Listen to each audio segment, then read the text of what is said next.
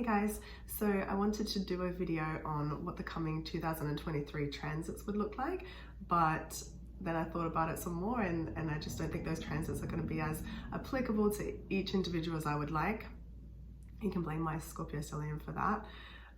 So what I wanted to do instead is just sort of talk about the nature of transits and what that can mean, for each individual and how specific it can be. So even if, for example, I talk about Jupiter in Aries and maybe it's conjunct your wonderful moon, you may also be having like Saturn going through your fourth house, sort of mitigating those effects. So you just can't sort of say what a transit can be doing to your chart unless you have the whole chart, you have all the planets, you have all the aspects into consideration, because some might be cancelling each other out, some may be emphasizing some transits or making them just different for that particular individual. And remembering also the chart is how we view the world, or how that person views the world and their personality and their lens. And so that interpretation can also, it needs that dialogue between two people to understand what that may mean for that person, instead of just telling how it will be for them. And although we have the knowledge of their chart, we don't have the knowledge of how they viewed their particular circumstances and experiences growing up and how that manifested as to how their chart will really play out in that moment. Another example is I have Pluto transiting over my ascendant, conjunct my ascendant, and I do get the question a lot of, are you going through like a massive transformation at the moment? Like what kind of upheaval are you really going through in your life? And because I have natally Pluto sextile my ascendant, I'm actually really going through positive change at the moment. And again, the ascendant is about the body. So physically, I'm really working on my diet, refining my diet and where I want to put my energy and how I want to come across. It's really playing out in a positive way. And of course, I've had to let go of some things, but because of the nature of my natal personality and my natal chart, it's played out in this way, as opposed to someone that may have like Sun opposite the ascendant or something like that. That would really indicate a real egoic kind of letting go of lifestyle and personality, and sort of a transformation of self in a really different way. Also as well, if we have like Mercury retrograde or Mars retrograde, we can say what that energy might mean in isolation, but say it's conjunct your Mercury or Mars or square your Mercury or Mars, will play out very different. Or if you have natally a Mars or Mercury already in retrograde, that energy will actually be a lot easier to handle. And even if something isn't making an aspect, that planet that is a topic of the year, it will be going through a house, which is an area of life in your chart. So it's still going to have some meaning in your life, of course. But again, you'd need the time of birth to know what house. So if you do want a really accurate, really personalized reading on the coming transits of this year, what you should be focusing on, what your strengths will be, what you might need to overcome and how to overcome it to your best ability for the highest potential of your chart, then get in touch, we can do that. And the way I might talk about general transits will be as looking at specific events in people's lives. So I've actually got Elvis Presley as an example and his transits and what he went through, but we'll look at that in a bit.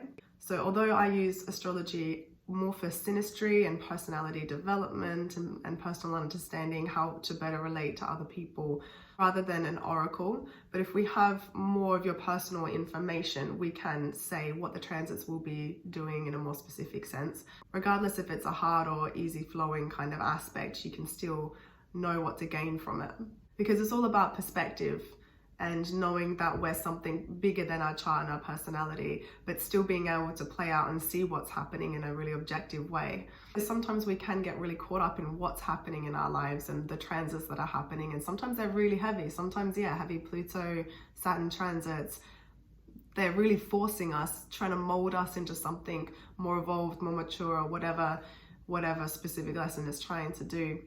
And we can get caught up in the feeling of that. But if we can take an objective view and just take a step back and see what it's trying to do on a bigger picture, it just makes a lot more sense, and you can release a lot of anxiety and needing to control over it. And so not only transits are good to look at, so where the planets are now and how that's affecting your natal chart, where the planets were when you were born. So for example, Jupiter on the IC, maybe it's talking about relocating or just finding a new sense of inner self and freedom. Or on the descendant, where it's talking about maybe a new potential partner or seeing other people in a different way. But also progressions are really good to look at, because this is how your chart is progressing and moving through space and time, and how, what the lessons of maturity are and where you should be at as you grow and change through the experiences in your life. It's like a natural and inevitable evolution that you go through for your personality and your life.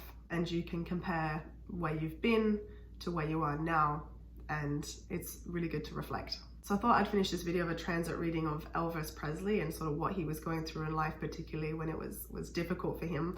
So he started really using coping mechanisms and drugs and alcohol in apparently in the 70s, but it actually started probably around 1971, because that's when Neptune first went from Scorpio to Sagittarius, and his rising sign is Sagittarius, so really had a real immediate physical impact on him, that changing of the signs of Neptune, because I guess you can call it these internal and external pressures, and that's Saturn. And he had Saturn opposing his ascendant ruler Jupiter at the same time. So he was really feeling those pressures and also really needing that finding some escape or finding some release and some connection to something higher. That's Neptune. And then also Neptune can bring a lot of confusion and overwhelm as well, especially when it first goes into the sign of your ascendant or first hits the ascendant exactly. So Neptune is also very strong here because it's also the traditional ruler of Sagittarius.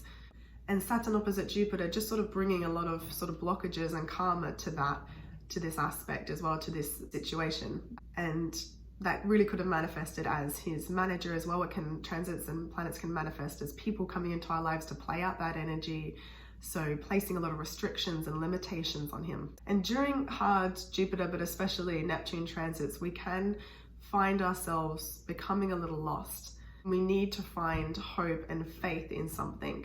And I think he really tried doing that with going back to his roots and where he found, that connection to music and that spiritual connection that he had growing up to music. But sometimes with Neptune, when we want to stay in that place or when we try too hard to escape, we do become very lost. And the thing we see in our savior could also be an illusion. And actually what we were looking for and longing for all along was right in front of us or right inside of us already. And it's the hope and connection of something greater than ourselves, something beyond our own personal or egoic desires. And then at his death in 1977, Neptune was exactly on his ascendant. It was actually retrograde, exactly, I think 2 degrees from his ascendant. And that retrograde was because Neptune's a slow moving planet. It was the final time it would have gone retrograde. So it was sort of trying to wrap up and complete the lessons that Neptune was trying to teach him about finding that solace and connection. But again, sometimes with Neptune, we reach a little too much. We find ourselves a little too lost, and that can be dangerous.